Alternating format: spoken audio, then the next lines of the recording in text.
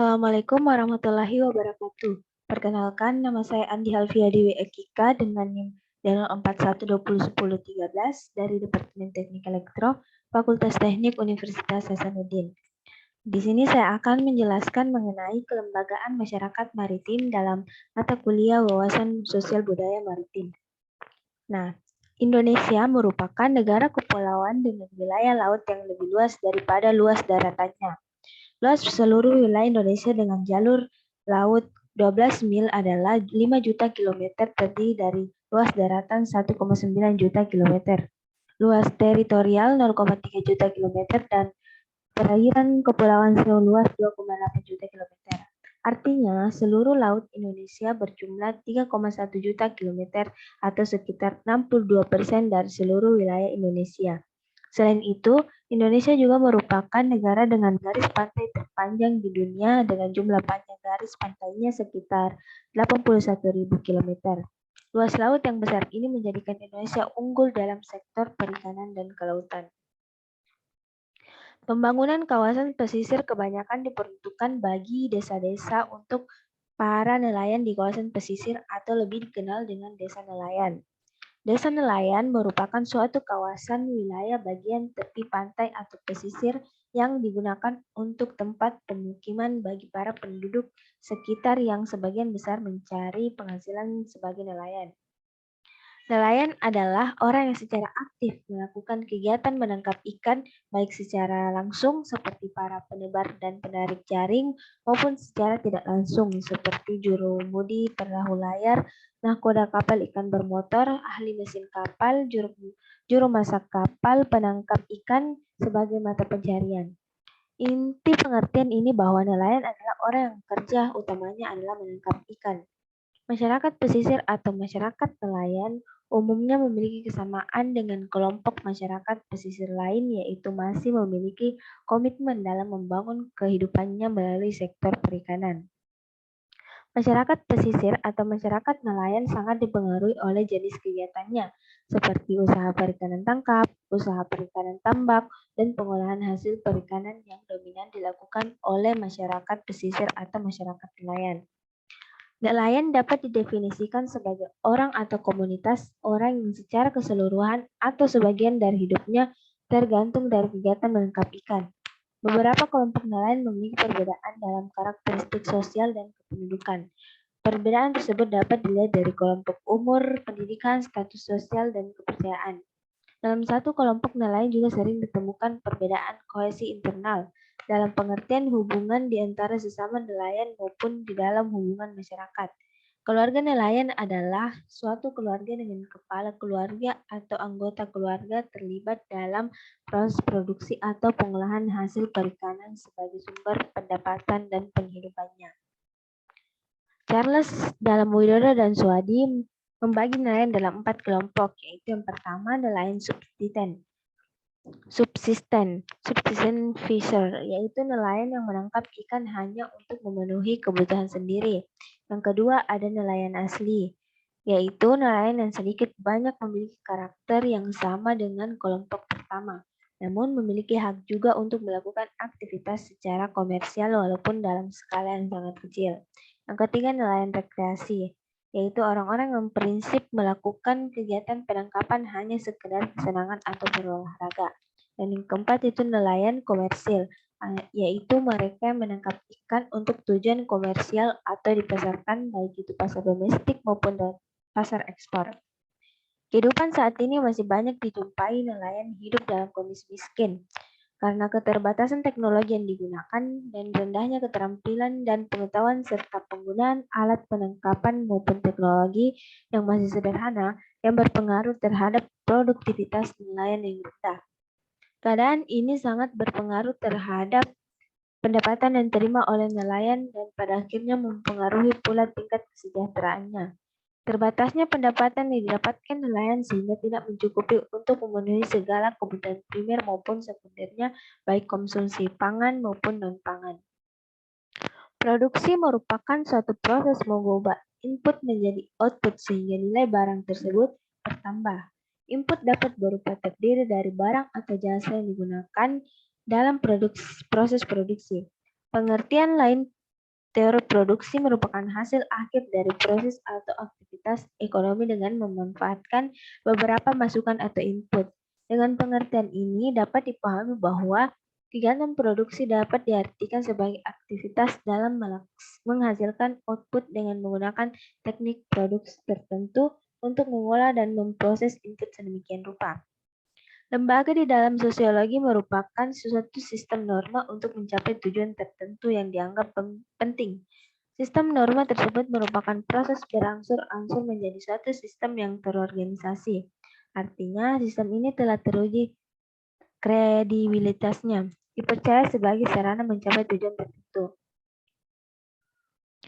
Dalam rangka mengatasi masalah yang dihadapi nelayan di Indonesia, maka sejak tahun 2011 pemerintah telah membuat program strategis, yakni Program Peningkatan Kehidupan Nelayan atau PKN, melalui Kementerian Kelautan dan Perikanan merencanakan suatu program yang diupayakan dapat langsung menyentuh kepentingan masyarakat nelayan, terutama nelayan pesisir yang berorientasi kepada pertumbuhan ekonomi.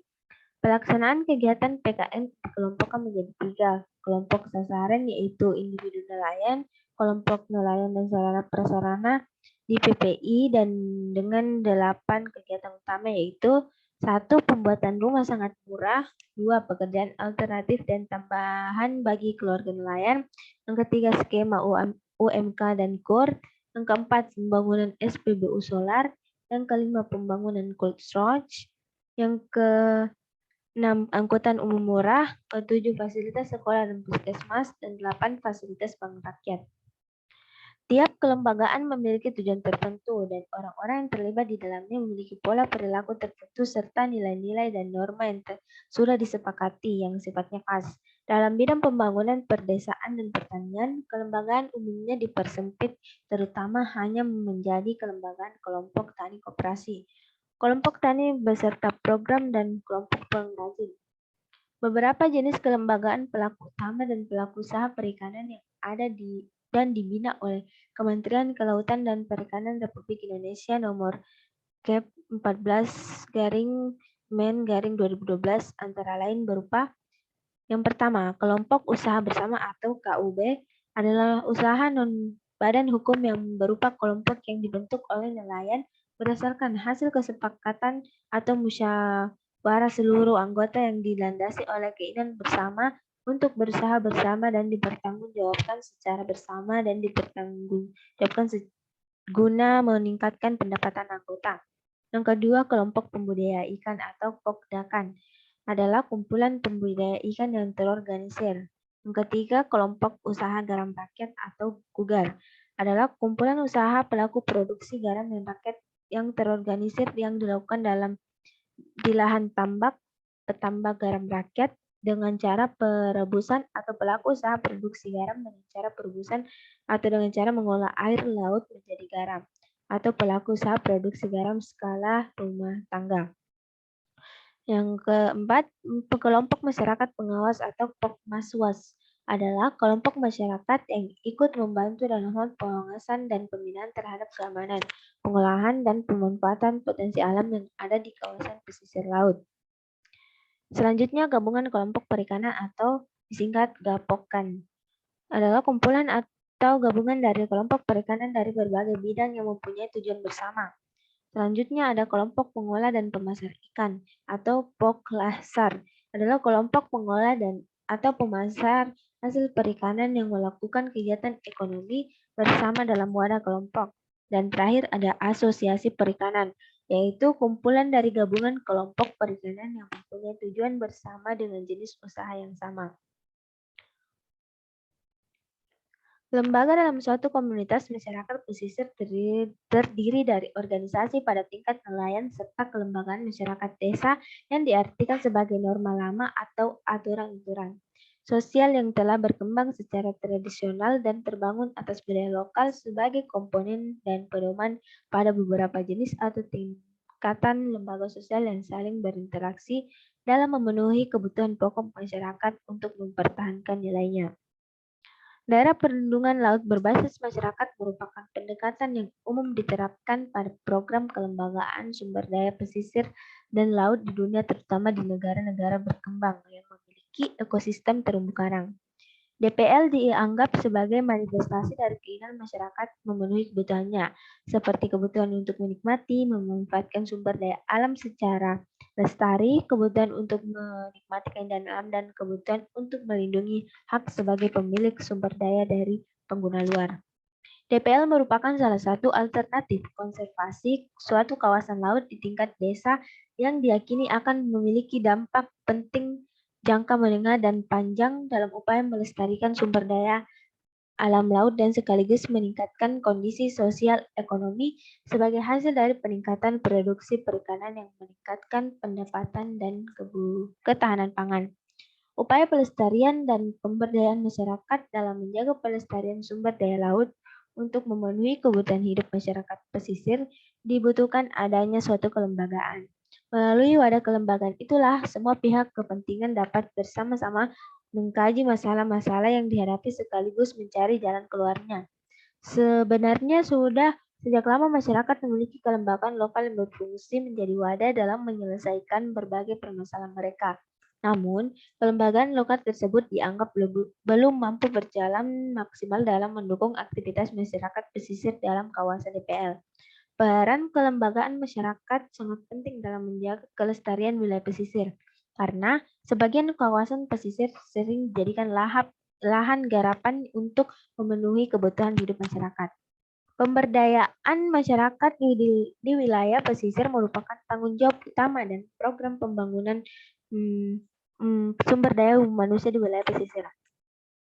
Keberadaan masyarakat desa dapat dilihat dari adanya daya dan kemampuan masyarakat itu sendiri di dalam mengelola dan memanfaatkan sumber-sumber ekonomi yang tersedia di wilayahnya. Daya dukung utama masyarakat di wilayah pesisir untuk bisa berdaya dapat dilihat dari aspek fisik dan material, ekonomi, kelembagaan, serta kerjasama antar masyarakat dalam membangun kekuatan untuk bisa menolong dirinya sendiri yang didasari dengan penerapan prinsip-prinsip pemberdayaan. Kemampuan berdaya mempunyai arti yang sama dan dengan kemandirian masyarakat. Terkait dengan program pembangunan, bahwa tujuan yang ingin dicapai adalah untuk membentuk individu dan masyarakat menjadi mandiri. Kemandirian tersebut meliputi kemandirian berpikir, bertindak, dan mengendalikan apa yang mereka lakukan terkait pengelolaan sumber daya yang berpotensi sebagai faktor pengungkit keberadaannya. Keberdayaan masyarakat dapat diwujudkan melalui partisipasi aktif masyarakat yang difasilitasi dengan adanya pelaku pemberdayaan. Sasaran utama pemberdayaan masyarakat adalah mereka yang lemah dan tidak memiliki daya, kekuatan atau kemampuan mengakses sumber daya produktif atau masyarakat yang terpinggirkan dalam pembangunan. Tujuan akhir dari proses pemberdayaan masyarakat adalah untuk memandirikan warga masyarakat agar dapat meningkatkan taraf hidup keluarga dan mengoptimalkan sumber daya yang dimiliki. Ketersediaan kelembagaan dalam aktivitas sosial ekonomi masyarakat pesisir sangat dibutuhkan, khususnya kelembagaan yang keberadaannya sangat dibutuhkan dalam pengelolaan DPL. Mungkin itu saja yang dapat saya sampaikan, lebih dan kurangnya mohon dimaafkan. Wassalamualaikum warahmatullahi wabarakatuh.